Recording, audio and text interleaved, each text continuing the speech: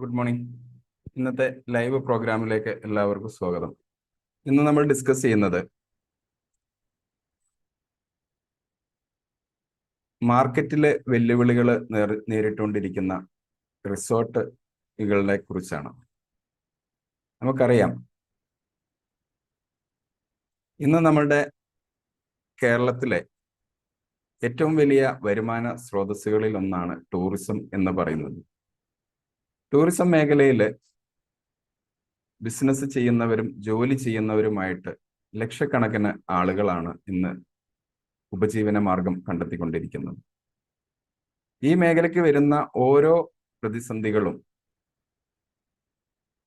ഈ ആളുകളെയും അവരുടെ കുടുംബങ്ങളെയും ഡയറക്റ്റ് ബാധിക്കുകയും ഇന്റേണൽ ആയിട്ട് അവരുമായിട്ട് കണക്ട് ചെയ്തു പോകുന്ന ഒരുപാട് വ്യവസായങ്ങളെയും ബിസിനസ്സുകളെയും ജോലിക്കാരെയും ഒക്കെ ബാധിക്കുകയും ചെയ്യുന്നുണ്ട്. ഇങ്ങനെ നമ്മൾ നോക്കുമ്പോൾ കോടിക്കണക്കിന് ആളുകളെ ഡയറക്റ്റ് ബാധിക്കുന്ന ഒരു മേഖലയാണ് ടൂറിസം മേഖല എന്ന് പറയുന്നത്. ഈ ടൂറിസം മേഖലയിൽ ഏറ്റവും കൂടുതലായിട്ട് വരുമാനങ്ങൾ കൊണ്ടുവന്നുകൊണ്ടിരിക്കുന്ന മേഖലകളിൽ ഒന്നാണ് റിസോർട്ട് എന്ന് പറയുന്നത്. ടൂറിസത്തിന്റെ ഒരു പ്രധാനപ്പെട്ട ഒരു പാർട്ടാണ് റിസോർട്ടുകൾ. ഈ റിസോർട്ടുകളെ ബേസ് ചെയ്തുകൊണ്ടാണ് ഇന്ന് മെയിൻലി ടൂറിസം പ്രവർത്തിക്കുന്നത് തന്നെ. കുറച്ച് കാലങ്ങളായിട്ട് നമ്മുടെ കേരളം എന്ന് പറയുന്നത് നമുക്കറിയാം, ദൈവത്തിന്റെ സ്വന്തം നാട് എന്ന് പറയുന്ന ക്യാപ്ഷനോട് കൂടിയാണ് നമ്മുടെ ടൂറിസത്തെ നമ്മൾ മാർക്കറ്റ് ചെയ്തുകൊണ്ടിരിക്കുന്നത്. എന്നാൽ ഇപ്പോഴുണ്ടാവുന്ന ചില സാഹചര്യങ്ങൾ, കുറച്ച് കാലങ്ങളായിട്ട് നമ്മുടെ മുമ്പിലേക്ക് വന്നുകൊണ്ടിരിക്കുന്ന ചില സാഹചര്യങ്ങൾ നമ്മളെ ഈ പേരിനെ അല്ലെങ്കിൽ ഈ ക്യാപ്ഷനെ അല്ലെങ്കിൽ ഈ മെസ്സേജിനെ നമുക്ക് മാറ്റം വരുത്തേണ്ട ഒരു അവസ്ഥയിലേക്ക് പോകുന്നുണ്ടോ എന്ന് പോലും ചിന്തിക്കേണ്ട അവസ്ഥയിലേക്ക് വരുന്നുണ്ട് എന്നുള്ളതാണ്. കാരണം ടൂറിസം ഏറ്റവും കൂടുതൽ പ്രൊമോട്ട് ചെയ്യപ്പെടുന്ന ഏരിയകളിൽ ഒന്ന് വയനാട്, മൂന്നാർ, ഇടുക്കി പോലുള്ള, ആലപ്പുഴ പോലുള്ള സ്ഥലങ്ങളെയൊക്കെയാണ് ടൂറിസം ഏറ്റവും കൂടുതൽ പ്രൊമോട്ട് ചെയ്യപ്പെടുന്ന സ്ഥലങ്ങളായിട്ട് നമ്മൾ കാണുന്നത്. ഏറ്റവും കൂടുതൽ സഞ്ചാരികൾ എത്തുന്നത് അവിടേക്കാണ്. ഡൊമസ്റ്റിക് ആണെങ്കിലും ഇന്റർനാഷണൽ ആണെങ്കിലും ഏത് സഞ്ചാരികൾ വരുന്നുണ്ടെങ്കിലും ഏറ്റവും കൂടുതൽ സഞ്ചാരികൾ എത്തുന്നത് ഇത്തരത്തിലുള്ള പ്രദേശങ്ങളിലേക്കാണ്. ഇന്ന് നമ്മൾ ഈ ഒരു ലൈവ് സ്ട്രീം നമ്മൾ വെക്കുന്നതിന് കാരണം, വയനാട് എന്ന് പറയുന്ന സ്ഥലത്ത് നമുക്കറിയാം, ഈ അടുത്ത കാലത്തുണ്ടായ ഒരു പ്രകൃതിക്ഷോഭത്തെ പറ്റി നമുക്കറിയാം. ഉരുൾപൊട്ടലുണ്ടായതും ഒരുപാട് വലിയ ജീവഹാനി സംഭവിച്ചതുമായിട്ടുള്ള ഒരു അത്രയ്ക്കും വലിയ ദാരുണമായിട്ടുള്ള ഒരു സംഭവമാണ് വയനാട്ടിൽ സംഭവിച്ചിരുന്നത്. പക്ഷെ അത് ടൂറിസം മേഖലയ്ക്ക് ഉണ്ടായിട്ടുള്ള തിരിച്ചടികൾ എങ്ങനെയാണ് എന്നൊന്ന് വിലയിരുത്തി നോക്കിയാൽ, വയനാട്ടിലെ റിസോർട്ട് മേഖലകളുടെ പ്രവർത്തനങ്ങളെ തന്നെ അത് സ്തംഭിപ്പിച്ചു എന്ന് തന്നെ പറയാൻ നമുക്ക് കഴിയും. ഇന്ന് അത്രത്തോളം സഞ്ചാരികൾ അവിടേക്ക് എത്തുന്നില്ല എന്നുള്ളതാണ്. അവിടെ ഈ ഉരുൾപൊട്ടൽ നടന്ന സ്ഥലങ്ങൾ കാണാൻ വേണ്ടി സഞ്ചാരികൾ എത്തുന്നു എന്നുള്ളതല്ലാതെ മറ്റുള്ള മേഖലകളിലേക്ക് ആളുകൾ പോകാൻ ഭയക്കുന്ന ഒരവസ്ഥയിലേക്ക്, അല്ലെങ്കിൽ ടൂറിസത്തെ ഇഷ്ടപ്പെടുന്ന അഡ്വഞ്ചർ ട്രിപ്പുകളെയല്ല, ടൂറിസത്തെ അല്ലാതെ ഫാമിലി ടൂറിസം പോലുള്ള കാര്യങ്ങളെ കുറിച്ച് ഇഷ്ടപ്പെടുന്ന ആളുകൾ ഇന്ന് വയനാട്ടിലേക്ക് എത്താൻ വേണ്ടിയിട്ട് ഭയക്കുന്നു എന്നുള്ളതാണ്. എന്താണ് ഇതിന് കാരണം?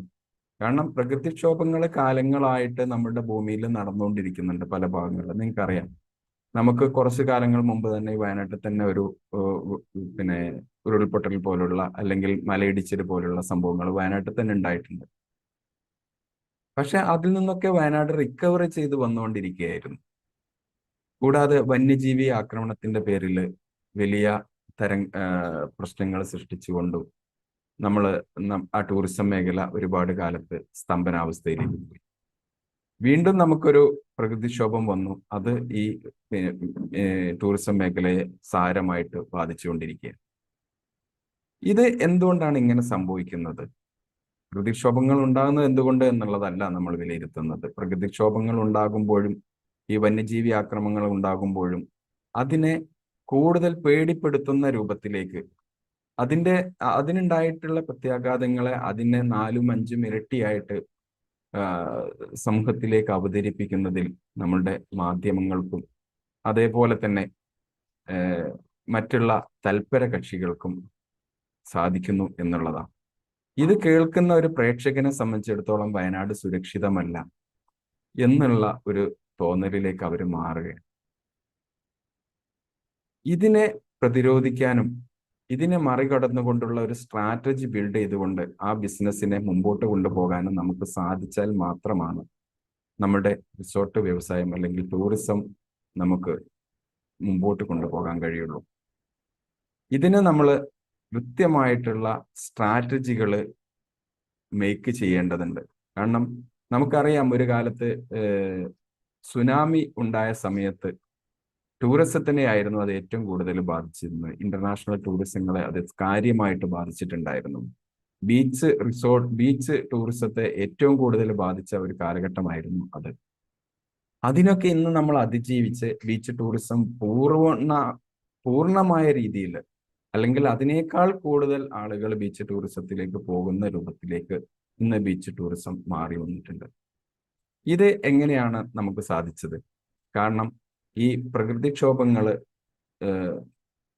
ചില ത്രെട്ടുകളാണെന്നും അത് ചില സാഹചര്യങ്ങളിൽ സംഭവിക്കുന്നതാണെന്നും അത് റെഗുലറായിട്ട് ഇങ്ങനെ വന്നുകൊണ്ടിരിക്കുന്നതല്ല എന്നും നമുക്ക് മനസ്സിലാക്കി കൊടുക്കാൻ അല്ലെങ്കിൽ ഉപഭോക്താവിനെ ബോധ്യപ്പെടുത്താൻ വേണ്ടിയിട്ട് അത്തരത്തിലുള്ള അവയർനെസ് പ്രോഗ്രാമുകൾ കൂടുതൽ സഹായിച്ചു. ഇല്ലെങ്കിൽ ആളുകൾ ആ ഭയത്തിൽ ജീവിക്കുന്ന ഒരു അവസ്ഥയിലേക്ക് പോകും. അതിനെ മറികടന്ന് പുതിയ ആ ടൂറിസത്തിന്റെ ഭാഗമായിട്ട് ടൂറിസത്തിലേക്ക് കടന്നു വരുന്നതിൽ നിന്ന് അല്ലെങ്കിൽ അത്തരം ഏരിയകളിലേക്ക് പോകുന്നതിൽ നിന്ന് അവർ മടിച്ചു നിൽക്കും. ഇതേപോലെയുള്ള ഒരു സ്ട്രാറ്റജി നമുക്ക് നമ്മളുടെ റിസോർട്ട് വ്യവസായത്തിലും പ്രത്യേകിച്ച് വയനാട് പോലുള്ള സ്ഥലങ്ങളിൽ നമുക്ക് കൊണ്ടുവരേണ്ടതുണ്ട്.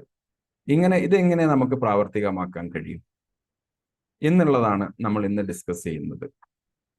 ചില പഠനങ്ങൾ നടത്തിയതിന്റെ അടിസ്ഥാനത്തിൽ കഴിഞ്ഞ കാലത്തെ ചില എക്സ്പീരിയൻസുകൾ, കാരണം നമ്മൾ സുനാമി അതേപോലെയുള്ള കഴിഞ്ഞ കാലത്ത് ഉണ്ടായിരുന്ന ഫ്ലഡിന്റെ സമയങ്ങളിൽ നമുക്കുണ്ടായിരുന്ന ടൂറിസത്തിന്റെ തകർച്ച, അതിൽ നിന്നൊക്കെ നമ്മൾ എങ്ങനെയാണ് റിക്കവർ ചെയ്തു വന്നത്, അതിനെ വിലയിരുത്തിക്കൊണ്ട് അതിനനുസരിച്ചുള്ള ഒരു സ്ട്രാറ്റജിയാണ് നമ്മൾ ഇന്നിവിടെ ഡിസ്കസ് ചെയ്യുന്നത്.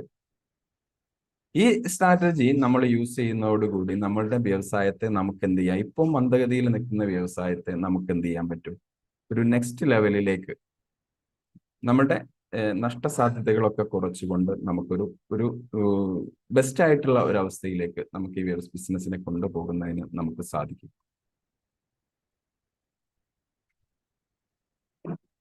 ഇതിനായിട്ട് ആദ്യം തന്നെ നമുക്ക് ബോധ്യം ഉണ്ടാവേണ്ടത് ഇപ്പോൾ നിലവിലുണ്ടായ ഈ പ്രകൃതിക്ഷോഭം നമുക്ക് എത്രത്തോളം എന്തൊക്കെ പ്രത്യാഘാതങ്ങളാണ് നമുക്ക് നമ്മുടെ ഈ ബിസിനസ്സിനെ കൊണ്ടുവരുന്നത് എന്നുള്ളതിനെ നമ്മളൊന്ന് മനസ്സിലാക്കേണ്ടതുണ്ട്. എന്തൊക്കെ പ്രത്യാഘാതങ്ങളാണ് ഈ ബിസിനസ്സിൽ നേരിടാൻ പോകുന്നത്? കാരണം ഒന്ന്, നമ്മുടെ സഞ്ചാരികള് അധികവും വയനാട്ടിലെ സഞ്ചാരികളിൽ ഭൂരിഭാഗവും ഏകദേശം ഒരു 70% സഞ്ചാരികളും ഡൊമസ്റ്റിക് ആയിട്ടുള്ള കസ്റ്റമേഴ്സ് ആയിരുന്നു വയനാട്ടിൽ വന്നുകൊണ്ടിരുന്നത്. ഈ ഒരു ആഫ്റ്റർ കൊറോണയ്ക്ക് ശേഷം ഉണ്ടായ ഒരു ട്രെൻഡ് അനുസരിച്ച് ഒരു 80% ഡൊമസ്റ്റിക് ആയിട്ടുള്ള കസ്റ്റമേഴ്സ് ആയിരുന്നു ഏറ്റവും കൂടുതൽ വയനാട്ടിൽ വന്നുകൊണ്ടിരുന്നത്. ഇവരിലേക്ക് ഭയങ്കരമായിട്ടുള്ള ആശങ്കയാണ് ഈ ഒരു ഉരുൾപൊട്ടൽ ഉണ്ടാക്കിയിരിക്കുന്നത്. അതെന്തുകൊണ്ട് അങ്ങനെ സംഭവിച്ചത്? മാധ്യമങ്ങളുടെ ഇടപെടലുകൾ അവരെ കൂടുതൽ പേടിപ്പെടുത്തുന്ന രൂപത്തിലേക്ക് പോയി എന്നുള്ളതാണ്. അവിടെ ഉണ്ടായ ഉരുൾപൊട്ടലിന്റെ ഭീതി ഒട്ടും കുറച്ച് കാണിക്കാതെ തന്നെ ഞാൻ പറയുന്നു, വയനാട് സുരക്ഷിതമല്ല എന്നുള്ള ഒരു തോന്നലിലേക്ക് ഈ മാധ്യമങ്ങളുടെ കൂടുതലായിട്ടുള്ള കടന്നുകയറ്റം, അവരുടെ വിശദീകരണങ്ങൾ, അവരുടെ ഓരോ ഇന്റർവ്യൂകൾ, കാര്യങ്ങളൊക്കെ വന്ന സമയത്ത് ഉപഭോക്താവിന്റെ റിസോർട്ടിലേക്കുള്ള ഉപഭോക്താവാവേണ്ടിയിരുന്ന ആളുകളുടെ മനസ്സിലേക്ക് ഒരുപാട് ഭീതികൾ പരത്തുന്ന രൂപത്തിലേക്ക് ഇത്തരത്തിലുള്ള ന്യൂസുകൾ കടന്നു ചെന്നു എന്നുള്ളതാണ് ഏറ്റവും വലിയ പ്രത്യേകത. ഇത്തരത്തിലുള്ള ആശങ്കകളുള്ള ആളുകളെ ആശങ്കകൾ പരിഹരിക്കുന്നതിനേക്ക് വേണ്ടിയിട്ടുള്ള അവയർനെസ് പ്രോഗ്രാമുകൾ ഇല്ല എങ്കിൽ ഇത്തരത്തിലുള്ള ആളുകളുടെ മനസ്സിൽ അത് എത്ര കാലം നിലനിൽക്കുന്നുവോ അത്രയും കാലം അവർ വയനാട്ടിലേക്ക് കടന്നു വരുന്നതിൽ നിന്ന് മടിക്കും എന്നുള്ളതാണ്. ഇതിന്റെ കാരണമായിട്ടുണ്ടാകുന്ന സംഭവങ്ങൾ എന്തൊക്കെയാ? നിലവില് ബുക്ക് ചെയ്ത് വെച്ചിരിക്കുന്ന ആളുകൾ വയനാട്ടിലേക്ക് വരില്ല. റിസോർട്ടുകളൊക്കെ ബുക്ക് ചെയ്ത് പിന്നെ ഈ ഓണം സീസണാണ് ഇനിയിപ്പം നമുക്ക് വരാൻ പോകുന്നത്. ഈ ഓണം കാലത്ത് നല്ലൊരു ബിസിനസ് നമുക്ക് നമ്മുടെ റിസോർട്ടുകൾക്ക് നേടിയെടുക്കാൻ കഴിയുന്നതായിരുന്നു.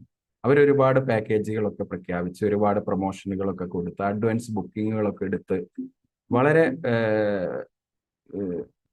നല്ല രൂപത്തിൽ ബിസിനസ്സുകൾ പ്രതീക്ഷിച്ചിരുന്ന പല റിസോർട്ടുകളും അവർക്ക് ആ ബിസിനസ്സുകളൊക്കെ ബുക്കിംഗ് ഒഴിവായി പോകുന്ന അവസ്ഥയിലേക്ക് കാര്യങ്ങൾ എത്തുന്നുണ്ട്. പിന്നെ പല സ്ഥാപനങ്ങൾക്കും അടിസ്ഥാന സൗകര്യങ്ങൾ വികസിപ്പിക്കുന്നതിൽ ഈ പിന്നെ മഴ പോലുള്ള കാര്യങ്ങൾ വന്നോടുകൂടി പല പ്രയാസങ്ങളും നേരിട്ടിട്ടുണ്ട്. ഇത് അവർക്ക് റിക്കവർ ചെയ്യണമെങ്കിൽ ഇനി പണം ഇൻവെസ്റ്റ് ചെയ്യേണ്ടതുണ്ട്. പണം ഇൻവെസ്റ്റ് ചെയ്യണമെങ്കിൽ എന്ത് വേണം? സഞ്ചാരികൾ അല്ലെങ്കിൽ ടൂറിസ്റ്റുകൾ ഈ ഒരു ഏരിയയിലേക്ക് കടന്നു വരേണ്ടതുണ്ട്. അപ്പം റിസോർട്ടുകളുടെ റിനോവേഷൻ വർക്കുകളൊന്നും അവരിപ്പോൾ പൂർത്തീകരിക്കപ്പെടാതെ നിൽക്കുക. കാരണം ബിസിനസ് നടക്കാതെ വെറുതെ ഇൻവെസ്റ്റ് ചെയ്തിട്ട് കാര്യമില്ലല്ലോ എന്ന് പറഞ്ഞുകൊണ്ട്.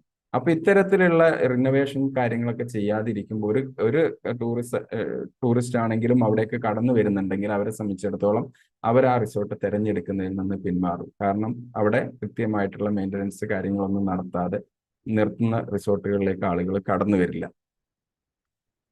പിന്നെ ടോട്ടലി എന്താണ്, വയനാട് എന്ന് പറയുന്ന പ്രദേശം സുരക്ഷിതമല്ല എന്നുള്ള ഒരു തോന്നലിലേക്ക് കസ്റ്റമറുടെ മൈൻഡ് സെറ്റ് മാറിയിട്ടുണ്ട്. കാരണം അവിടെ ഇതിനു മുമ്പുണ്ടായ ഒരുപാട് പ്രശ്നങ്ങളെ അനലൈസ് ചെയ്തുകൊണ്ടാണ് അവർ ആ തീരുമാനത്തിലേക്ക് എത്തുന്നത്. ഒന്ന്, വന്യജീവികളുടെ പ്രശ്നങ്ങളുണ്ട്, അവിടെ പോയാൽ അത് സുരക്ഷിതമല്ല. മലയിടിച്ചിൽ പോലുള്ള പ്രശ്നങ്ങൾ ഉണ്ടാവാറുണ്ടായിരുന്നു, അതുകൊണ്ട് അതും സുരക്ഷിതമല്ലാതായി. അതേപോലെ പിന്നെ ഇപ്പോൾ ഉരുൾപൊട്ടലുണ്ടായി, അതും സുരക്ഷിതമല്ലാതായി. ഇങ്ങനെയുള്ള ആ ഒരു തോന്നല് ആ ഒരു നാടിനെ എന്ത് ചെയ്യുന്നുണ്ട്, കൂടുതലായിട്ട് ഈ ടൂറിസത്തിൽ നിന്ന് മാറ്റി നിർത്തപ്പെടുന്നുണ്ട്. ഇങ്ങനെ മാറ്റി നിർത്തുന്നതിൽ നിന്ന് നമുക്ക് ഒരു പുതിയ ഒരു ക്യാമ്പയിൻ ഈ വയനാടിന് വേണ്ടിയിട്ട് രൂപം കൊടുത്തു കഴിഞ്ഞാൽ, അല്ലെങ്കിൽ വയനാട്ടിലെ ഓരോ റിസോർട്ട് ഉടമകളും അതിനനുസരിച്ചുള്ള മുൻകൈ എടുത്ത് മുമ്പോട്ട് വന്നു കഴിഞ്ഞാൽ ഇത് ഈ പ്രശ്നങ്ങളെ പെട്ടെന്ന് പരിഹരിക്കാൻ വേണ്ടിയിട്ട് നിങ്ങൾക്ക് കഴിയും. അല്ലെങ്കിൽ ഒരു ലോങ് ടൈമിലേക്ക് നിങ്ങൾക്ക് ഇതിന്റെ പ്രത്യാഘാതങ്ങൾ നിങ്ങളുടെ ബിസിനസ്സിൽ നിലനിൽക്കും. ഇപ്പൊ നിങ്ങൾക്ക് അതിൽ നിന്നുള്ള റവന്യൂ വരില്ല. പല റിസോർട്ടുകളും വലിയ EMIയിലൊക്കെ മുമ്പോട്ട് പോകുന്ന റിസോർട്ടുകളാണ്. പല ഇൻവെസ്റ്റേഴ്സിൽ നിന്ന് ഇൻവെസ്റ്റ്മെന്റുകൾ വാങ്ങിയിട്ട് നടത്തുന്ന റിസോർട്ടുകളാണ്. ഞങ്ങൾക്കറിയാം, ഞങ്ങൾ പല റിസോർട്ടുകളിലും കൺസൾട്ടിങ്ങുമായിട്ട് പോകുന്ന സമയത്ത് പല റിസോർട്ടുകളും മാസ വരുമാനത്തിൽ നിന്ന് കിട്ടുന്ന വലിയ ഒരു ഭാഗം EMI ആയിട്ടോ അല്ലെങ്കിൽ റവന്യൂ ഷെയറിങ്ങിലേക്കൊക്കെ പോകുന്ന അവസ്ഥയാണുള്ളത്. അപ്പൊ ഇത്തരത്തിലുള്ള റിസോർട്ടുകൾക്കൊക്കെ പിടിച്ചു നിൽക്കണമെങ്കിൽ നിങ്ങളുടെ ബിസിനസ്സുകൾ എത്രയും പെട്ടെന്ന് ഈ റിസോർട്ടുകളിലേക്ക് അല്ലെങ്കിൽ ടൂറിസം മേഖലകളിലേക്ക് തിരിച്ചു കൊണ്ടുവരിക എന്നുള്ളത് അത്യാവശ്യമാണ്. അതിന് നിങ്ങൾക്ക് ചെയ്യാൻ കഴിയുന്നത് അവരുടെ സുരക്ഷിതമായ കൈകളിലേക്കാണ് നിങ്ങൾ ടൂറിസത്തിന്റെ ഭാഗമായിട്ട് ഞങ്ങളിലേക്ക് വരുന്നത് എന്നുള്ള ഒരു തോട്ട് ഈ ഉപഭോക്താവിന് കൊടുക്കാൻ വേണ്ടിയിട്ട് ഈ റിസോർട്ടുകൾക്ക് കഴിയണം എന്നുള്ളതാണ്. ഞങ്ങൾ സുരക്ഷിതമായ സ്ഥലങ്ങളിലാണ് ഉള്ളത്, അല്ലെങ്കിൽ നിങ്ങളുടെ സുരക്ഷ ഉറപ്പാക്കാൻ ഞങ്ങൾക്ക് അതിനുള്ള സംവിധാനങ്ങൾ ഉണ്ട് എന്നുള്ള ഒരു തോട്ടിലേക്ക് അവരെ നിങ്ങൾക്ക് കൊണ്ടുവരാൻ വേണ്ടിയിട്ട് കഴിയണം. അതിനു വേണ്ടിയിട്ടുള്ള ഇൻഷുറൻസ് സംവിധാനങ്ങളും സുരക്ഷാ പദ്ധതികളൊക്കെ നമ്മൾ എന്ത് ചെയ്യണം, ഈ റിസോർട്ടിന്റെ ഭാഗമായിട്ട് നമുക്ക് പിന്നെ തയ്യാറാക്കാൻ വേണ്ടിയിട്ട് കഴിയണം. എന്തെങ്കിലും ഒരു അപകടമൊക്കെ ഉണ്ടായിക്കഴിഞ്ഞാൽ പെട്ടെന്ന് റിക്കവർ ചെയ്ത് അതിന് ആളുകളെ പെട്ടെന്ന് സുരക്ഷിത സ്ഥാനത്തേക്ക് മാറ്റാനൊക്കെയുള്ള സംവിധാനം ഞങ്ങളുടെ റിസോർട്ടിലുണ്ട് എന്നൊക്കെ പറയുന്ന രൂപത്തിലുള്ള കാര്യങ്ങളെ നമുക്ക് ഇംപ്ലിമെന്റ് ചെയ്ത് ആളുകളെ കൂടുതൽ ഭയത്തിൽ നിന്ന് മാറ്റി അവർ സുരക്ഷിതരാണ് എന്ന് തോന്നുന്ന രൂപത്തിലേക്ക് ടൂറിസത്തിലേക്ക് ഭാഗമായിട്ട് വരുന്ന ആളുകൾക്ക് കൊടുക്കാൻ കഴിയുന്ന രൂപത്തിലേക്ക് നമ്മുടെ ടൂറിസം പ്ലേസുകളെയൊക്കെ നമുക്ക് മാറ്റിക്കൊണ്ടുവരാൻ വേണ്ടിയിട്ട് കഴിയണം.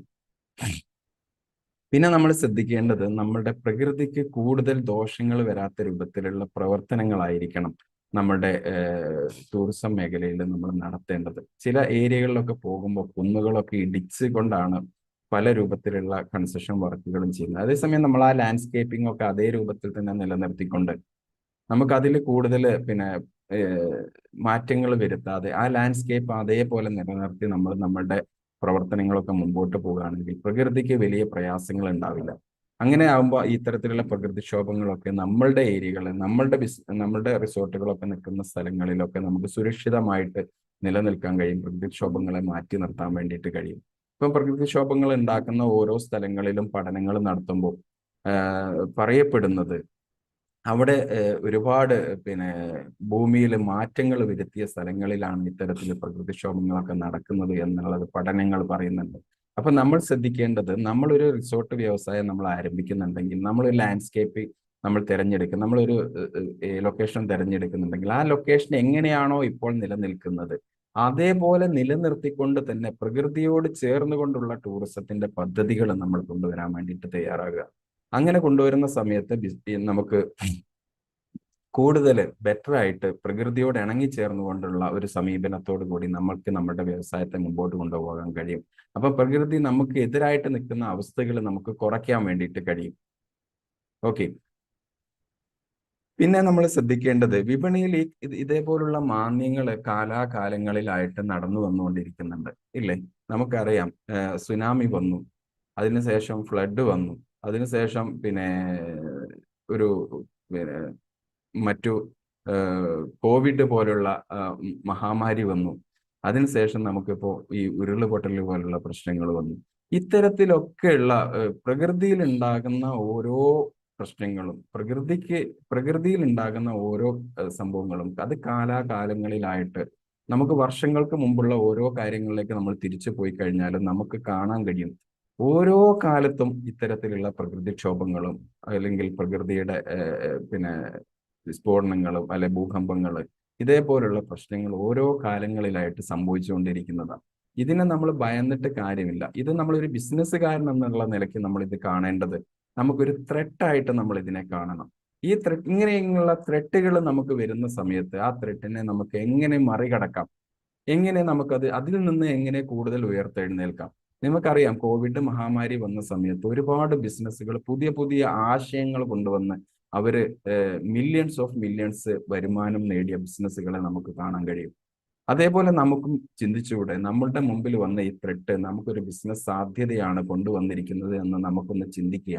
അതിനെ നമ്മൾ നോക്കിക്കാണാൻ വേണ്ടി ശ്രമിക്കുമ്പോൾ നമുക്ക് അതിൽ നിന്ന് എന്താണ് നമുക്ക് പാഠം ഉൾക്കൊണ്ടുകൊണ്ട് നെക്സ്റ്റ് സ്കെയിലപ്പിലേക്ക് നമ്മുടെ ബിസിനസ്സിനെ കൊണ്ടുപോകാൻ എന്തൊരു സാധ്യത അതിലുണ്ട് എന്നുള്ളത് നമ്മൾ മനസ്സിലാക്കാൻ വേണ്ടി ശ്രമിക്കുക.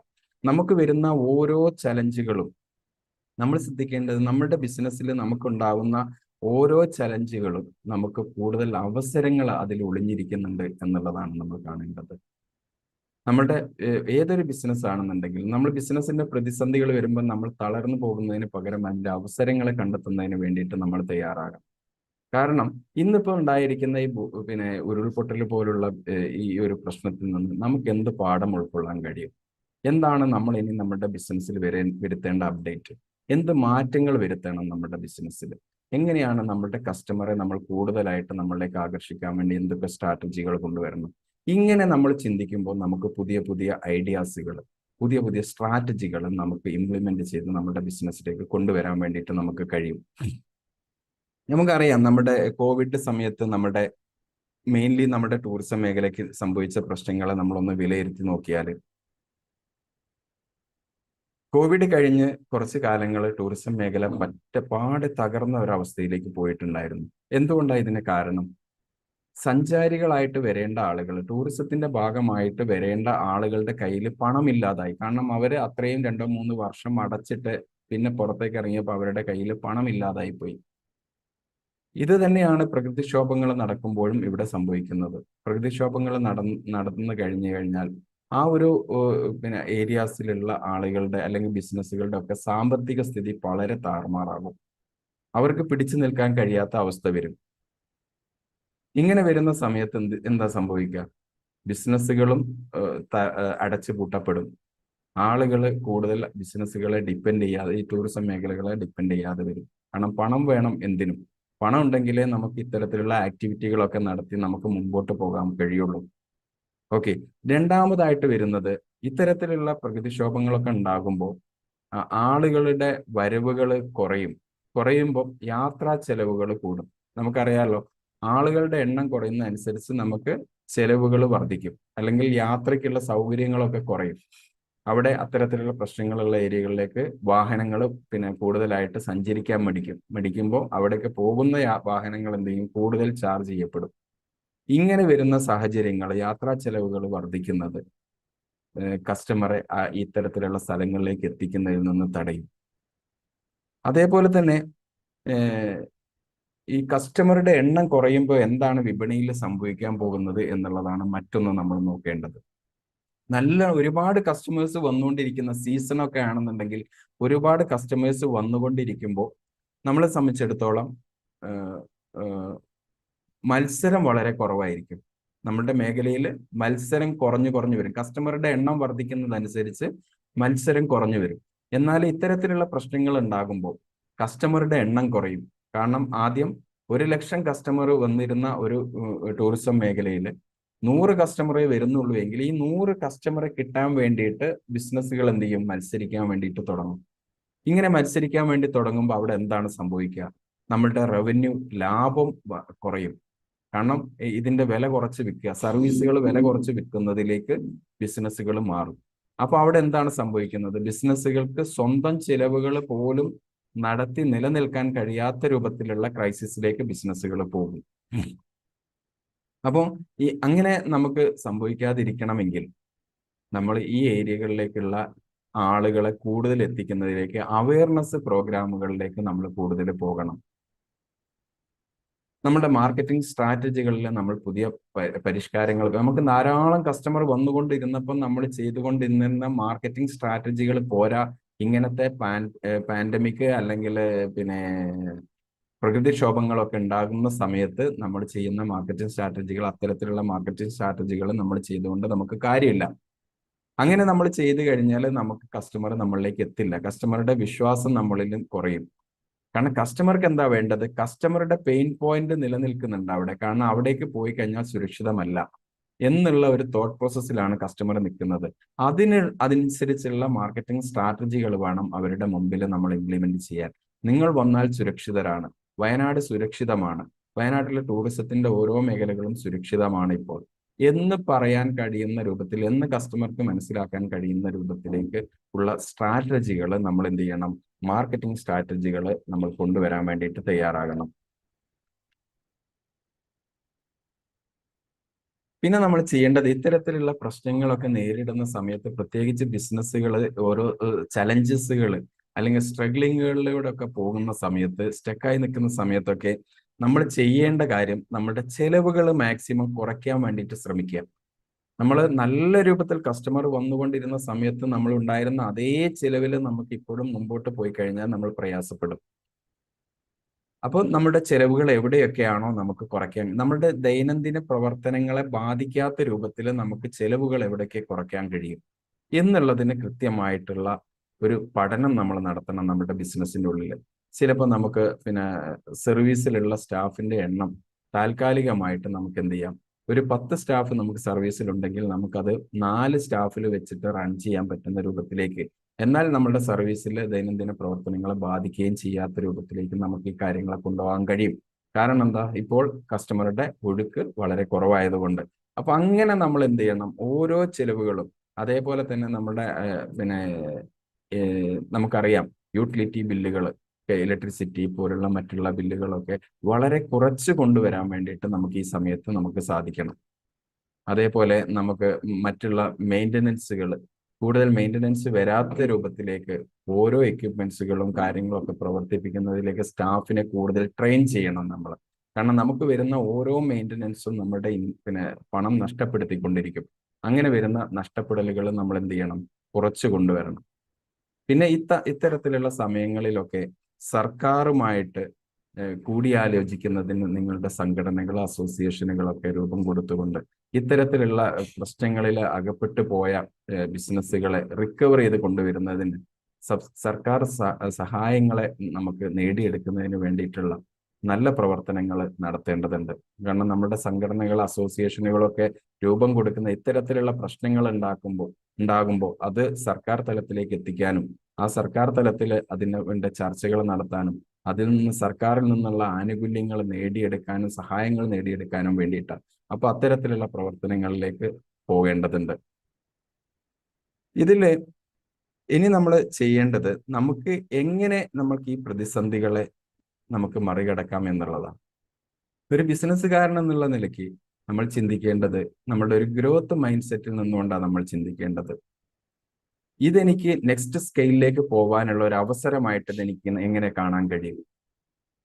പല ബിസിനസ്സുകാരും നമ്മൾ അവരുടെ ഇന്റർവ്യൂകളിൽ നമ്മൾ സംസാരിക്കുമ്പോൾ അവർ നമ്മളോട് പറയാറുണ്ട്, ഞാൻ തളർന്നു പോയിട്ടുണ്ട് പല സമയങ്ങളിലും, പക്ഷേ ആ സമയത്തും എൻ്റെ ഉള്ളിൽ ഒരു സ്പാർക്ക് ഉണ്ടായിരുന്നു, ഇത് എൻ്റെ അടുത്ത ഘട്ടത്തിലേക്ക് പോകാനുള്ള ഒരു അവസരമാണ് എന്ന് എൻ്റെ ഉള്ളിൽ നിന്നുകൊണ്ട് ഒരു സ്പാർക്ക് എനിക്ക് കിട്ടാറുണ്ടായിരുന്നു എന്ന് അവർ പറയുന്നത് നമ്മൾ കേൾക്കാറുണ്ട്, ഇല്ലേ? പല ഇന്റർവ്യൂകളും നിങ്ങൾ ശ്രദ്ധിച്ചു നോക്കിയാൽ അറിയാം.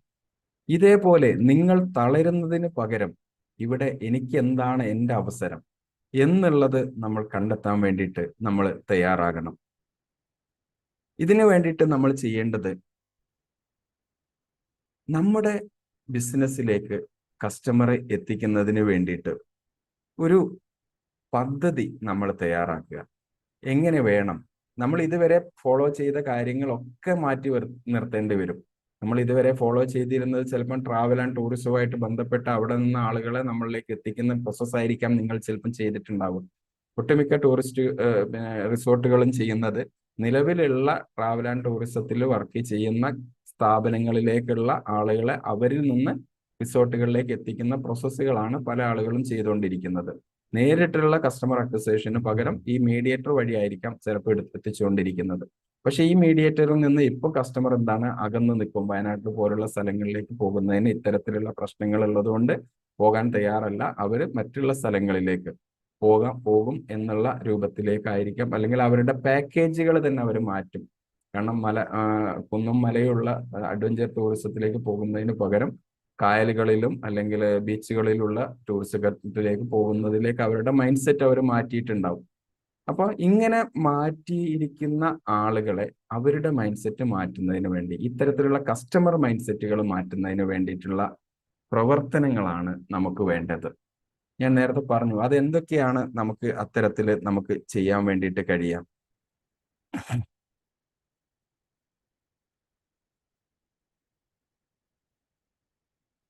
പ്രകൃതിക്ക് അനുകൂലമായിട്ടും അതേപോലെ അഡ്വഞ്ചർ ടൂറിസങ്ങളെ പ്രോത്സാഹിപ്പിക്കുകയൊക്കെ ചെയ്യുന്ന രൂപത്തിൽ സുരക്ഷിതമായിട്ടുള്ള ടൂറിസം പ്ലേസുകൾ നമ്മുടെ പ്രദേശങ്ങളിൽ ഇപ്പോഴും നിലനിൽക്കുന്നുണ്ട്.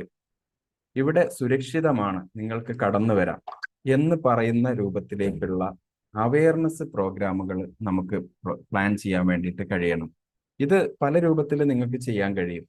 ഇൻഫ്ലുവൻസ് മാർക്കറ്റിംഗ് രീതിയിൽ, കാരണം ഇൻഫ്ലുവൻസ് മാർക്കറ്റിംഗ് ചെയ്യുമ്പോൾ ഉള്ള ഒരു പ്രത്യേകത നമുക്ക് മനസ്സിലാക്കേണ്ടത്, ആ ഇൻഫ്ലുവൻസറുമായിട്ട് കണക്ട് ചെയ്തിട്ടുള്ള ലക്ഷക്കണക്കിന് ആളുകളുടെ ഇടയിലേക്ക് ഇദ്ദേഹത്തെ വിശ്വസിച്ചുകൊണ്ടാണ് ആളുകൾ ഈ കാര്യങ്ങൾ കേൾക്കുന്നത്. അവര് ഇത്തരത്തിലുള്ള കാര്യങ്ങളെ കുറിച്ച് നിങ്ങളോട് പറയുന്ന സമയത്ത് നിങ്ങൾക്കത് വിശ്വാസത്തിലെടുക്കും. അവരെയാണ് വിശ്വസിക്കുന്നത്, നമ്മളെയല്ല വിശ്വസിക്കുന്നത്, അവരെയാണ് വിശ്വസിക്കുന്നത്. ഇൻഫ്ലുവൻസറെ വിശ്വസിച്ചുകൊണ്ട് ആളുകൾ എന്ത് ചെയ്യും? ഇത്തരത്തിലുള്ള ടൂറിസത്തിലേക്ക് വരും. പക്ഷെ ഇൻഫ്ലുവൻസർ ഏത് രൂപത്തിലായിരിക്കണം അവതരിപ്പിക്കേണ്ടത്? ഇവിടം സുരക്ഷിതമാണ്, ഇതാണ് നമുക്കുണ്ടാവേണ്ടത്. ഇവിടം സുരക്ഷിതമാണ്, നിങ്ങളുടെ സന്തോഷത്തെ നിങ്ങൾക്ക് വർദ്ധിപ്പിക്കാൻ ഇവിടെ യാതൊരു തടസ്സവും ഉണ്ടാവില്ല.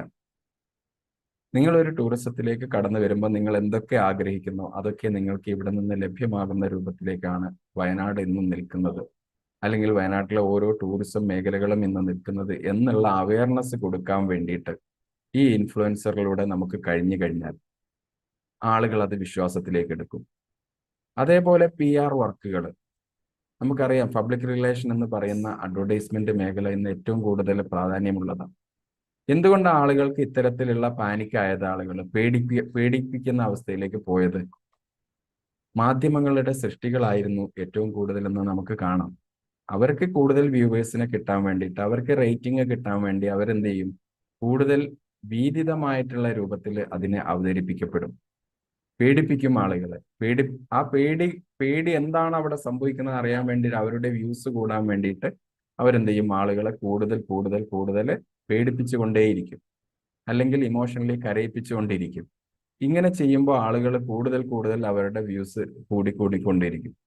ഇങ്ങനെ പേടിച്ചും കരഞ്ഞും കൊണ്ടിരുന്ന ആളുകളെ ഇതല്ല ഇന്ന് വയനാടിന്റെ സിറ്റുവേഷൻ. വയനാട് മാറി. അന്ന് അവിടെ അങ്ങനെ സംഭവം ഉണ്ടായിരുന്നു, അതിൽ ഇത്രത്തോളം നാശനഷ്ടങ്ങൾ ഉണ്ടായിട്ടുണ്ട്. പക്ഷേ വയനാട് സുരക്ഷിതമാണ്. എന്ന് പറയാൻ കഴിയുന്ന രൂപത്തിലുള്ള മെസ്സേജുകൾ കൊടുക്കാൻ കഴിയുന്ന രൂപത്തിലുള്ള PR അഡ്വർടൈസ്മെന്റുകൾ നമുക്ക് പുറത്തുവിടാൻ വേണ്ടിയിട്ട് കഴിയണം. അങ്ങനെ PR അഡ്വർടൈസ്മെന്റുകൾ നമുക്ക് മാധ്യമങ്ങൾ ഉപയോഗിക്കാം. മാധ്യമങ്ങൾക്ക് ഇന്റർവ്യൂ രൂപത്തിൽ നിങ്ങളുടെ റിസോർട്ടുകളൊക്കെ ബേസ് ചെയ്തുകൊണ്ട് നിങ്ങൾക്ക് മാധ്യമങ്ങളിലൂടെ കൊടുക്കാം, പത്രങ്ങളിലൂടെ കൊടുക്കാം. നിങ്ങൾക്ക് ഓൺലൈനിലുള്ള ഒരുപാട് മാധ്യമങ്ങളുണ്ട്. അത്തരത്തിലുള്ള മാധ്യമങ്ങളിലൂടെ നിങ്ങളുടെ റിസോർട്ടുകളുടെ ഇപ്പോഴത്തെ സുരക്ഷിതത്വവും കാര്യങ്ങളൊക്കെ നിങ്ങൾക്ക് പബ്ലിഷ് ചെയ്യാം. അല്ലെങ്കിൽ വയനാടിനെ കുറിച്ചുള്ള ടോട്ടലി ഒരു ഡോക്യുമെന്ററി രൂപത്തിൽ നിങ്ങൾക്ക് അത് പ്രസിദ്ധീകരിക്കാം. അതിൽ നമ്മളുടെ ബിസിനസ്സിനെ നമുക്ക് ഹൈലൈറ്റ് ചെയ്ത് കാണിക്കാം. ഇങ്ങനെ PR വർക്കിലൂടെ ആളുകളുടെ മൈൻഡ് സെറ്റിനെ മാറ്റിയെടുക്കുന്നതിന്, ബ്രെയിൻ സ്റ്റോമിങ് ചെയ്യുന്നതിന് വേണ്ടിയിട്ട് നമുക്ക് കഴിയണം. കാരണം നമുക്കറിയാം വയനാട് സുരക്ഷിതമാണ് എന്നുള്ളത് ഓരോ വ്യക്തികൾക്കും ഇപ്പോൾ ചിന്തിച്ചറിയാം. കാരണം അന്ന് ഞാൻ പറഞ്ഞു, കാലാകാലങ്ങളായിട്ട് ഓരോ പ്രദേശങ്ങളിൽ പ്രകൃതിക്ഷോഭങ്ങൾ ഉണ്ടായിക്കൊണ്ടിരിക്കുന്നുണ്ട്. അതിന്റെ ഭാഗമായിട്ടുള്ള ഒരു പ്രകൃതിക്ഷോഭം തന്നെയാണ് വയനാട് സംഭവിച്ചത്. പക്ഷേ ആ ഒരു കാരണം കൊണ്ട് മാത്രം വയനാട്ടിലെ ടൂറിസം മേഖലയെ മാറ്റി നിർത്തണമെന്നില്ലല്ലോ. അപ്പോൾ അത് നമ്മൾ എന്ത് ചെയ്യണം? നമ്മുടെ കസ്റ്റമറുടെ മുമ്പിലേക്ക് അവയർനെസ്സുകൾ കൊടുക്കണം. ഇതിൽ നമ്മൾ എന്ത് ചെയ്യണം? വയനാടിന്റെ പ്രകൃതി ഭംഗികളെ കൂടുതൽ അവരുടെ മുമ്പിൽ അവതരിപ്പിക്കുന്നത്. കാരണം വയനാടിനെ ഒരു പേടിപ്പെടുത്തുന്ന രൂപത്തിലായിരിക്കും കസ്റ്റമർ ഇപ്പം മനസ്സിൽ കൊടുക്കുക. അവിടേക്ക് നമ്മൾ എന്ത് ചെയ്യണം? വയനാടിന്റെ പ്രകൃതി ഭംഗിയെ ഏറ്റവും കൂടുതൽ നല്ല രൂപത്തിൽ അവതരിപ്പിക്കുന്ന രൂപത്തിലേക്ക് നമ്മൾ ഇത്തരത്തിലുള്ള ഡോക്യുമെന്ററികൾ കാര്യങ്ങളൊക്കെ പ്രസിദ്ധപ്പെടുത്തുന്നതിലേക്ക് നമ്മൾ വരണം. അതേപോലെ തന്നെയാണ് അഡ്വഞ്ചർ ടൂറിസത്തിന് വലിയ സാധ്യത വയനാട്ടിലുണ്ട്. കാരണം ഇത്തരത്തിലുള്ള പ്രകൃതിക്ഷോഭങ്ങളൊക്കെ ഉള്ള സ്ഥലങ്ങളിലേക്ക് കൂടുതലായിട്ട് കടന്നു വരാൻ വേണ്ടിയിട്ട് ആളുകൾ ആഗ്രഹിക്കുന്ന ഒരു പറ്റം ടൂറിസം ഗ്രൂപ്പ് ഓഫ് കസ്റ്റമേഴ്സ് ഉണ്ട്. അവരെ നമുക്ക് ഈ ബിസിനസിന്റെ ഭാഗമായിട്ട് ഇത്തരത്തിലുള്ള പ്രദേശങ്ങളിലേക്ക് കൊണ്ടുപോകുന്നതിനും കാണിക്കുന്നതിനും ഒക്കെയുള്ള ഒരു പാക്കേജ് രൂപപ്പെടുത്തുകൊണ്ട് അവരെ നമുക്ക് എന്ത് ചെയ്യാം? ഇതിലേക്ക് കൊണ്ടുവരാൻ വേണ്ടിയിട്ട് കഴിയും. ഇങ്ങനെ നമുക്ക് ആ ഒരു അഡ്വഞ്ചർ ടൂറിസത്തിന്റെ പ്രധാനപ്പെട്ട ഘടകങ്ങളെ നമുക്ക് ഇതിൽ ഉൾപ്പെടുത്തി അത്തരത്തിലുള്ള കാറ്റഗറി ഓഫ് കസ്റ്റമേഴ്സിനെ കൂടുതൽ ഈ ബിസിനസ്സിലേക്ക് കൊണ്ടുവരുന്നതിന് വേണ്ടിയിട്ടുള്ള കാര്യങ്ങൾ ചെയ്യാൻ കഴിയും. ഇതിനൊക്കെ വ്യക്തമായിട്ടുള്ള സ്ട്രാറ്റജികൾ ഉണ്ടാവണം. ഇതിനെ നമ്മൾ വർക്കൗട്ട് ചെയ്യണം. വർക്കൗട്ട് ചെയ്ത് അതിനനുസരിച്ച് പ്ലാൻ ചെയ്ത് വേണം ഇതിന്റെ മെസ്സേജുകൾ കസ്റ്റമറിലേക്ക് എത്തിക്കാൻ. മെസ്സേജ് എന്ന് പറയുന്നത് നമ്മളുടെ അഡ്വർടൈസ്മെന്റിലൂടെ ആളുകളിൽ എത്തുന്ന ഇമ്പാക്റ്റ് എങ്ങനെയായിരിക്കണം? അവര് ഏറ്റവും സുരക്ഷിതമാണ്, അഡ്വഞ്ചർ ടൂറിസത്തിന് ഏറ്റവും സാധ്യത, ഏറ്റവും നല്ല ഭാഗം ഇപ്പോൾ വയനാടാണ്. ഇങ്ങനെയൊക്കെയുള്ള കാര്യങ്ങളെ കൂടുതൽ അവരുടെ മുമ്പിൽ പ്രസിദ്ധപ്പെടുത്താൻ വേണ്ടിയിട്ട് നമുക്ക് കഴിയുന്ന രൂപത്തിലുള്ള, ഇമോഷണലി കണക്ട് ചെയ്യാൻ പറ്റുന്ന രൂപത്തിലുള്ള ആഡ് കോപ്പികൾ നമ്മൾ കൃത്യമായിട്ട് രൂപം കൊടുക്കാൻ വേണ്ടിയിട്ട് നമുക്ക് കഴിയണം. കൂടാതെ വയനാട് പോലുള്ള സ്ഥലങ്ങളിൽ നമുക്ക് ഏറ്റവും കൂടുതൽ സാധ്യതയുള്ളത് വെൽനസ് പ്രോഗ്രാമുകൾക്ക് ഏറ്റവും കൂടുതൽ സാധ്യതയുള്ള മേഖലയാണ് വയനാട്. ഞങ്ങൾ കൺസൾട്ടിങ് ചെയ്യുന്നതുകൊണ്ട് 2-3 റിസോർട്ടുകളിൽ തന്നെ ഞങ്ങൾ ഈ വെൽനസ് പ്രോഗ്രാമുകളാണ് ഏറ്റവും കൂടുതൽ അവരുടെ യുണീക്നെസ് ആയിട്ട് നമ്മൾ കൊണ്ടുവന്നിരുന്നത്. അത് വലിയ വിജയമായിരുന്നു ആ ബിസിനസ്സുകളിലൊക്കെ. ഇതേപോലെ വെൽനസ് പ്രോഗ്രാമുകൾക്ക് വലിയ പ്രാധാന്യങ്ങൾ കൊടുത്തുകൊണ്ട് ആളുകളെ അവിടേക്ക് എത്തിക്കാൻ വേണ്ടിയിട്ട് ശ്രമിക്കുക. അപ്പോൾ ഫാമിലി മാത്രമായിട്ട് വരുന്ന ആളുകൾ അവർക്കൊരു വെൽനസ് പ്രോഗ്രാമുകൾ കൂടുതൽ നമ്മൾ കൊടുക്കുന്ന സമയത്ത് വെൽനസ് പ്രോഗ്രാമിലേക്ക് ആളുകൾ അട്രാക്ട് ചെയ്യപ്പെടുകയും അവര് കൂടുതലായിട്ട് സക്സസ് ലൈനിലേക്ക് അതെങ്കിൽ അവരുടെ അക്വിസിഷൻ കൂടുതൽ കസ്റ്റമർ വെൽനെസ്സിലേക്ക് കടന്നു വരികയും അത് നമ്മുടെ റിസോർട്ട് വ്യവസായത്തെ അല്ലെങ്കിൽ നമ്മുടെ ടൂറിസം മേഖലയെ നമുക്ക് കൂടുതൽ വിജയത്തിലെത്തിക്കുന്നതിനും നമുക്ക് സാധിക്കും. ഓക്കെ, പിന്നെ നമുക്ക് ഇത്തരത്തിൽ ഈ ഞാൻ പറഞ്ഞു നമ്മുടെ ഈ പ്രകൃതിക്ഷോഭങ്ങൾ ഉണ്ടായ സ്ഥലങ്ങളൊക്കെ നേരിട്ട് പിന്നെ കാണാനും അതിൻ്റെ ഇതൊക്കെ അനുഭവിച്ചറിയാനും ഒക്കെ കഴിയുന്ന രൂപത്തിലുള്ള അവസരങ്ങൾ അവർക്ക് ഒരുക്കി കൊടുക്കുക. അപ്പോൾ വയനാടിന്റെ ഒരു ചെറിയൊരു ഭാഗത്ത് മാത്രമാണ് ഇത് സംഭവിച്ചത് എന്നുള്ളത് അവർക്ക് മനസ്സിലാക്കാൻ വേണ്ടി കഴിയും. വയനാട് മൊത്തത്തിൽ ഈ പ്രശ്നങ്ങൾ ഇല്ല എന്നും വയനാടിന്റെ ചെറിയ ഭാഗത്ത് മാത്രമാണ് ഇത് സംഭവിച്ചതെന്നും അതിൽ എത്രയോ ഭാഗങ്ങൾ സുരക്ഷിതമായ ഭാഗം വയനാട്ടിൽ നിലനിൽക്കുന്നുണ്ട് എന്നുള്ളതും ഇത്തരത്തിലുള്ള ഡോക്യുമെന്ററികളിലൂടെയും വിഷ്വലൈസേഷനിലൂടെയും വീഡിയോകളും അല്ലെങ്കിൽ ബ്ലോഗുകളിലൂടെയൊക്കെ നമുക്ക് എന്ത് ചെയ്യാം? അവരുടെ മുമ്പിൽ അവതരിപ്പിക്കാൻ കഴിയുന്നതോടുകൂടി അവരുടെ മൈൻഡ് സെറ്റിൽ നമുക്ക് വലിയൊരു മാറ്റം കൊണ്ടുവരാൻ വേണ്ടിയിട്ട് കഴിയും. ഇതിനൊക്കെ വേണ്ടിയിട്ട് നമുക്ക് ചെയ്യാൻ കഴിയുന്ന എന്തൊക്കെ കാര്യങ്ങളാണ് നമുക്ക് ചെയ്യാൻ കഴിയുക എന്നുള്ളതാണ് ഇനി നമ്മൾ നോക്കാൻ പോകുന്നത്. ഡിജിറ്റലി നമ്മൾ കൂടുതൽ പ്രസൻസ് കൊണ്ടുവരിക നമ്മുടെ ബിസിനസ്സിൽ എന്നുള്ളതാണ് ഏറ്റവും കൂടുതൽ നിങ്ങൾ ചെയ്യേണ്ടത്. സോഷ്യൽ മീഡിയകളിൽ നിങ്ങൾ ഏറ്റവും കൂടുതൽ പ്രസൻസ് കൊണ്ടുവരിക. കാരണം ഇന്ന് വയനാട്ടിൽ ഏറ്റവും കൂടുതൽ ബിസിനസ് നടന്നുകൊണ്ടിരുന്നത് ഡൊമസ്റ്റിക് ടൂറിസം ആയിരുന്നു. ഈ ഡൊമസ്റ്റിക് ടൂറിസത്തെ തിരിച്ചു കൊണ്ടുവരുന്നതിന് വേണ്ടിയിട്ട് സോഷ്യൽ മീഡിയ ആണ് നമുക്ക് ഏറ്റവും നല്ല മാർഗം.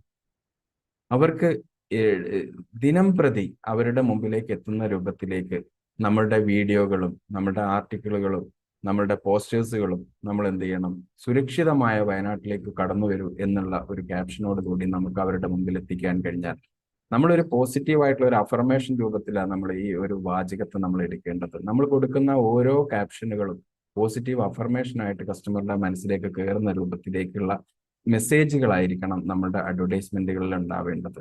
കാരണം നമ്മൾ അഡ്വർടൈസ്മെന്റിൽ ഉപയോഗിക്കുന്ന ഓരോ വാചകങ്ങൾക്കും ഒരു പ്രത്യേക ശക്തിയുണ്ട്. അത് ആ വായിക്കുന്ന ഒരു വ്യക്തിയെ സംബന്ധിച്ചിടത്തോളം അദ്ദേഹത്തിന്റെ ഉപബോധ മനസ്സിലേക്ക് അത് കയറി കഴിഞ്ഞാൽ അദ്ദേഹം അത് സ്വീകരിക്കും, അദ്ദേഹത്തിന് ആ ബിസിനസ്സിലേക്ക് അദ്ദേഹം എത്തും. ഓക്കെ, അപ്പോൾ നമ്മൾ ചെയ്യേണ്ടത് സോഷ്യൽ മീഡിയ ഏറ്റവും കൂടുതൽ ആക്റ്റീവായിട്ട് ഉപയോഗിക്കുക. ഇൻസ്റ്റാഗ്രാം, ഫേസ്ബുക്ക്, അതേപോലെ യൂട്യൂബ് പോലുള്ള മാധ്യമങ്ങൾ നമ്മൾ ഏറ്റവും കൂടുതലായിട്ട് നമ്മൾ ഈ അവയർനെസ് പ്രോഗ്രാമുകൾ ആളുകളിലേക്ക് എത്തിക്കുന്നതിന് വേണ്ടിയിട്ട് തയ്യാറാകുക. അതേപോലെ തന്നെയാണ് കസ്റ്റമർക്ക്, നമ്മുടെ വെബ്സൈറ്റ് സന്ദർശിക്കുന്ന കസ്റ്റമർക്ക് ഏറ്റവും അപ്ഡേറ്റഡ് ആയിട്ടുള്ള ഫോട്ടോസുകളും വീഡിയോസുകളും അവരുടെ മുമ്പിലേക്ക് എത്തിക്കുന്നതിന് നമ്മുടെ വെബ്സൈറ്റുകളെ പര്യാപ്തമാക്കുക എന്നുള്ളതാണ്. നമുക്കെല്ലാവർക്കും ഒട്ടുമിക്ക റിസോർട്ടുകൾക്കും വെബ്സൈറ്റുകൾ ഉണ്ടാവും. പക്ഷേ ഈ വെബ്സൈറ്റുകളൊന്നും അപ്ഡേറ്റഡ് ആയിരിക്കില്ല. അന്ന് വെബ്സൈറ്റ് നിർമ്മിച്ച സമയത്തിട്ട ഫോട്ടോസുകളായിരിക്കും. പക്ഷേ നമ്മൾ അപ്ഡേറ്റഡ് ഫോട്ടോസുകൾ, നമ്മൾ ഏറ്റവും അപ്ഡേറ്റ് ആയിട്ടുള്ള, കാരണം ഈ മാസം നമ്മൾ എടുത്ത ഫോട്ടോ നമ്മൾ ഈ മാസം ഡെയിലി നമ്മൾ അത് മന്ത്ലി നമ്മൾ അപ്ഡേറ്റ് ചെയ്തുകൊണ്ടിരിക്കുക. അപ്പോൾ ആളുകൾക്ക് വിശ്വാസമാവും ഇവിടെ സുരക്ഷിതമാണ്, ഇവിടെ പ്രശ്നങ്ങളൊന്നുമില്ല, ഇത് അപ്ഡേറ്റഡ് ഫോട്ടോ ആണ്, ഇത് ഇന്ന ഡേറ്റിന് അപ്ഡേറ്റ് ചെയ്ത ഫോട്ടോ ആണ് എന്നുള്ളത് നമ്മൾ അതിൽ അപ്ഡേറ്റ് ചെയ്ത് കാണിച്ചു കൊടുക്കുക. വീഡിയോസുകളും അതേപോലെ ഞങ്ങൾ അപ്ഡേറ്റഡ് ആണ്, ഈ അപ്ഡേറ്റ് ചെയ്ത ഫോട്ടോ ആണ്, ഇപ്പൊ ഈ ഏരിയകളിൽ ഞങ്ങൾ സുരക്ഷിതരാണ്, അവിടെ നമുക്ക് യാതൊരു പ്രയാസങ്ങളും ഇല്ല എന്നുള്ളത് അവർക്ക് ബോധ്യപ്പെടുന്ന രൂപത്തിലേക്ക് എന്ത് ചെയ്യുക, ഫോട്ടോഗ്രാഫുകളും വീഡിയോസുകളും നമ്മൾ എന്ത് ചെയ്യുക, അപ്ഡേറ്റഡ് ആയിട്ടുള്ള മെറ്റീരിയലുകൾ നമ്മൾ എന്ത് ചെയ്യുക, അപ്ഡേറ്റ് ചെയ്യുക.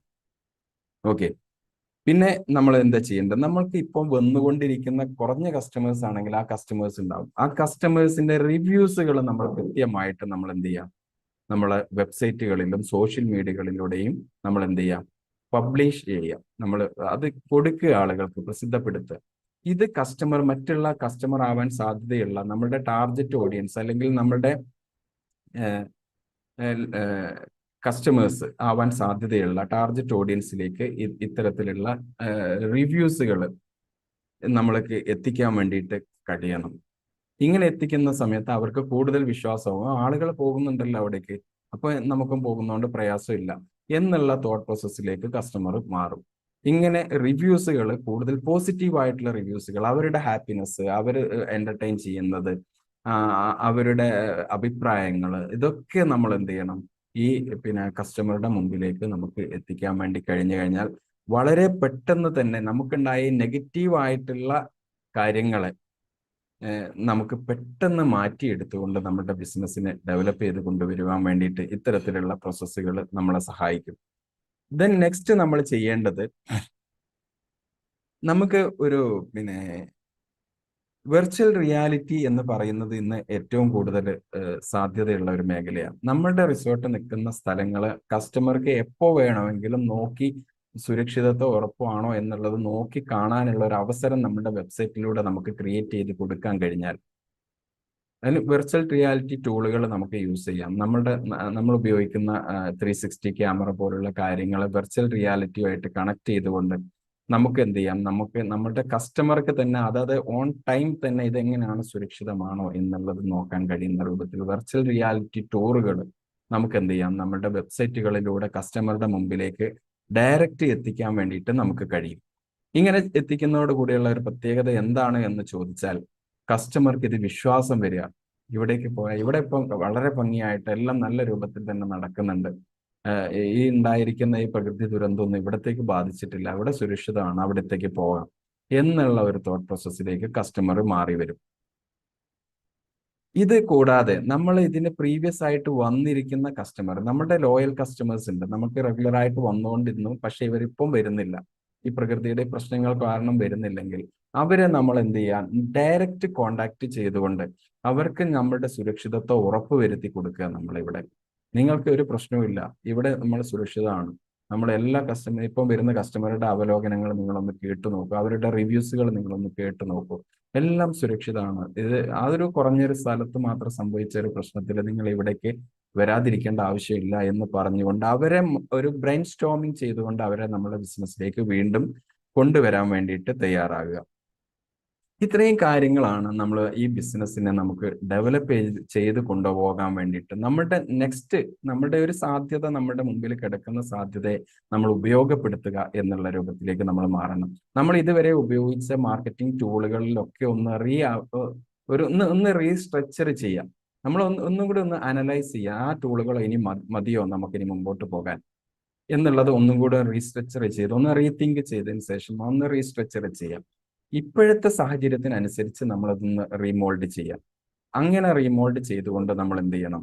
ഈ ബിസിനസ്സിലേക്ക് അല്ലെങ്കിൽ ഈ മാർക്കറ്റിംഗ് സ്ട്രാറ്റജികളിലേക്ക് നമ്മൾ അപ്ലൈ ചെയ്യാൻ വേണ്ടി തയ്യാറാവുക.